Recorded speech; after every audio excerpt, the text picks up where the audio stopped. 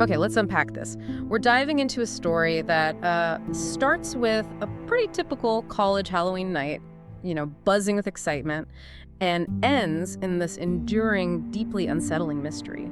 We're talking about the disappearance of Cindy Song. Our mission today is to go beyond just recounting the facts. We're going to pull apart the known details, the twists and turns of the investigation, and, well, the frustrating lack of resolution that has plagued this case for over 2 decades now.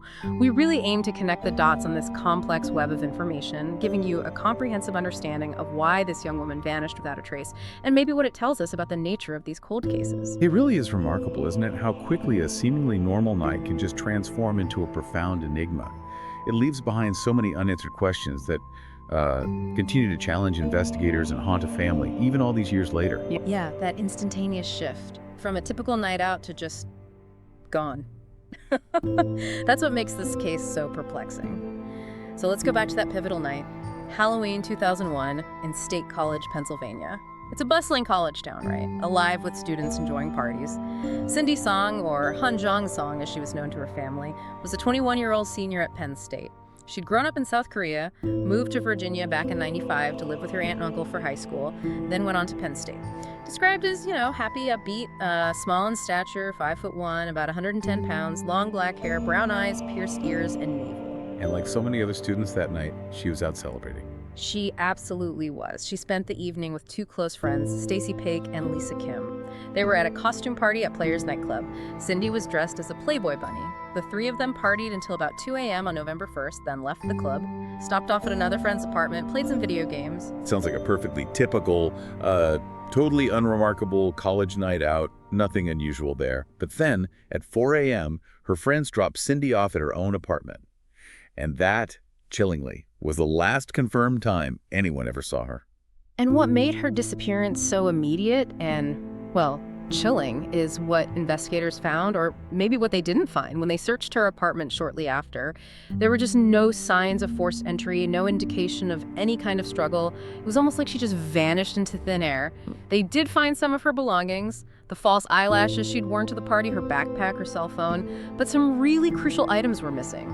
Her purse, which had her driver's license and credit cards, and significantly, her Playboy bunny costume. Right. The police believed she was still wearing it when she disappeared because, well, it wasn't in the apartment. So when a disappearance is this clean, no signs of struggle, no digital footprint, what immediate challenges does that present, and what does it often suggest to authorities?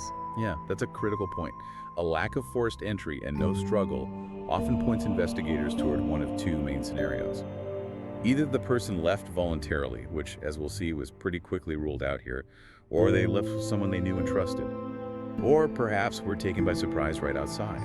And the absence of that digital footprint, no calls made or received, no credit card activity after that 4 a.m. drop-off, it really solidifies the theory of an immediate abrupt event. It means there's no modern breadcrumb trail, so to speak. This forces investigators to rely much more heavily on eyewitness accounts, whatever forensics they can find at the scene, and later, often the hope of a break in some unrelated case. And ruling out that voluntary disappearance was something police did pretty quickly, wasn't it? I mean, despite extensive searches of wooded areas near campus by police and volunteers, they found absolutely no trace of Cindy. But authorities seemed quite firm in their belief she didn't just run off. Why were they so confident about that? It was based on some really specific details, things that painted a picture of a young woman planning for her immediate future, not running away from it. They found those 2 Britney Spears concert tickets in her apartment, something you probably wouldn't abandon if you were leaving willingly. And maybe more tellingly, she had a printout for a computer science project. It was due just 5 days later, November 6th. Right. Students don't typically vanish right before a major assignment is due. Exactly. Plus, her friends and family consistently testified she wasn't depressed, not suicidal. They remembered her being happy and upbeat that very night. These small, sort of human details provide crucial context for investigators. They strongly indicated a sudden, involuntary disruption to her life. So with the voluntary disappearance idea off the table pretty quickly, the initial theories really had to grapple with this abrupt, unexplained absence. One theory police considered was that maybe Cindy left her apartment again, maybe to go to a 24-hour supermarket nearby, and was abducted either there or on the way. Alternatively, and maybe more chillingly, given that lack of forced entry, another theory was that she left her apartment with someone she knew and was subsequently killed by them. This really highlights the early struggle, trying to fit the few facts they had into some kind of plausible narrative when there was so little physical evidence. And then just a few days after she disappeared, a really tantalizing lead emerged.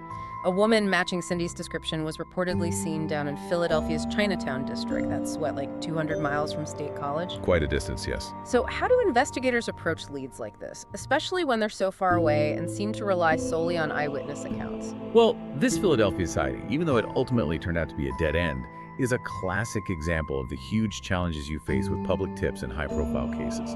They consume enormous resources. Officers have to chase down every detail, interview the witnesses, try to cross-reference the information. What investigators are really looking for in these kinds of tips are details that maybe multiple sources can corroborate, or details that are so specific perhaps only the real victim or someone involved would know them. It's always a balancing act. You have the critical need to follow every single lead, no matter how slim it seems. But you're also facing the very real risk of misinformation, simple misidentification, or even sometimes intentional false reporting. And all that can divert precious time and manpower. And that balance definitely played out here. That lead unfortunately didn't pan out. Investigators later stated they no longer believed the woman seen in Philly was actually Cindy, which must have been just a crushing blow to the investigation at that point. Yeah, a critical piece of potential information that unfortunately didn't bring them any closer to finding her at that time. Just another dead end. And then, nothing for a while. Until 2 years after Cindy vanished, the case took a truly chilling and completely unexpected turn. This was in 2003. Police connected her disappearance to Hugo Selensky, a man already infamous as a bank robber and a suspected serial killer. What's the significance when a cold case like this suddenly gets linked to an existing known criminal? How does that usually impact the investigation? Well, this kind of development is often both incredibly promising and at the same time incredibly complex for investigators. On one hand, suddenly you have a name. You have a known criminal element, potentially a pattern of behavior to explore. It completely shifts the scope. You're moving from searching for some unknown abductor to trying to connect the dots to someone already on law enforcement's radar. But, on the other hand, these known criminals are often, adept at evading capture and obscuring evidence. And their involvement can introduce just layers and layers of deceit, co-conspirators, other crimes. It complicates the singular focus on the missing person. It can become less about finding that person and more about untangling a whole criminal enterprise. And untangling it definitely was. Selensky's co-defendant provided a really pivotal piece of testimony.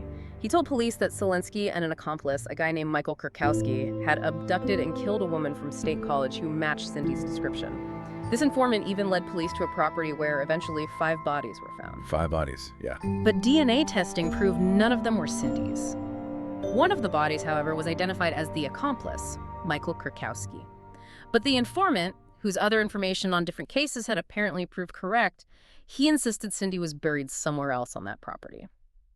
So how do investigators handle informant testimony like that? It's partially corroborated they found bodies, Kurkowski's body even, but it's missing that crucial piece, Cindy's body, especially when the main suspect, Selensky himself, then gives a partial confession. Right. This is where the real intricacies of criminal investigation come into play.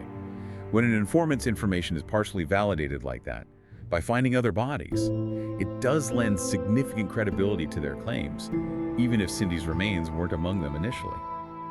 Investigators have to make a calculated decision to continue acting on that kind of information. It's a risk, but potentially high reward. And then Selensky's partial confession, admitting to the kidnapping of Cindy, but then blaming the now-dead Kurkowski for the actual murder, and adding that chilling detail about keeping her bunny ears as some kind of souvenir that just adds another complex layer. Such a disturbing detail. Absolutely. Investigators have to meticulously compare that confession with the informant's account. They're looking for consistency, discrepancies, any new leads that might emerge from either story. The huge challenge, though, without a body, is proving the homicide itself. Establishing the cause of death beyond a reasonable doubt becomes incredibly difficult. It makes it much, much harder to bring a direct murder charge specifically for Cindy's death. They often have to rely on proving other related crimes, maybe conspiracy charges. It's a much more difficult path to getting real closure. And the legal labyrinth surrounding Selensky just proved how complex it could get. In 2006, he was actually acquitted of the murders of 2 drug dealers whose bodies were found on his property. But he was convicted of abusing their bodies. Right, a lesser charge, but still significant. Then, fast forward to January 2014. This is nearly 13 years after Cindy's disappearance. Authorities announced the discovery of 7 more sets of badly destroyed human remains on Selensky's property. 7 more. Incredible. They investigated the possibility, again, that one set belonged to Cindy, but still no link has ever been established. And around that time, authorities also announced that Selensky's own attorney and a private investigator had been involved in witness intimidation and other crimes relating to his case, just adding more layers of complexity and, frankly, obstruction around this guy. The sheer volume of criminal activity and these legal entanglements surrounding Selensky are just extensive. It's almost like a whole separate criminal narrative running alongside the search for Cindy. Finally, though, in 2015, he was convicted of the murders of Michael Kurkowski, his accomplice, and Kurkowski's girlfriend, Tammy Fassett. Their bodies were among those found on his property. He was sentenced to life in prison for those murders. But despite all of that, despite a convicted killer being tied to her disappearance by a co-defendant and his own partial confession, Hugo Selensky is still considered a suspect, perhaps the prime suspect, in Cindy Song's disappearance. But her body has never, ever been found. And that's what remains so deeply perplexing, isn't it? How a case can accumulate so much circumstantial evidence, so many strong leads, even a partial confession from a very likely suspect, yet still fail to provide that definitive closure for her family, for the community. The case has been profiled extensively, shows like Unsolved Mysteries, Psychic Detectives, without a trace. Investigation has continued off and on for over 2 decades. And yet, that central question just persists. Where is Cindy Song? And what does the absence of her body actually mean for achieving justice and for understanding what truly happened that night? It really is a story with so many pieces, but the most crucial one, her, is still missing. So you've now heard the intricate details of Cindy Song's disappearance, those initial clues, the theories that shifted over time, and that chilling connection to a convicted killer. This deep dive really leaves us with a profound question, I think. In cases like this, where a body is never found, can true justice ever be fully achieved, even when a prime suspect is already in prison for other related crimes? How does the simple, devastating absence of physical remains impact our ability to find complete closure? Not just for the family, who live with this every day, but for society's understanding of what actually happened. It leaves us, I suppose, to ponder the difference between a crime that's technically solved in the legal sense, maybe someone's behind bars, and one that's truly fully understood, where we know the whole story.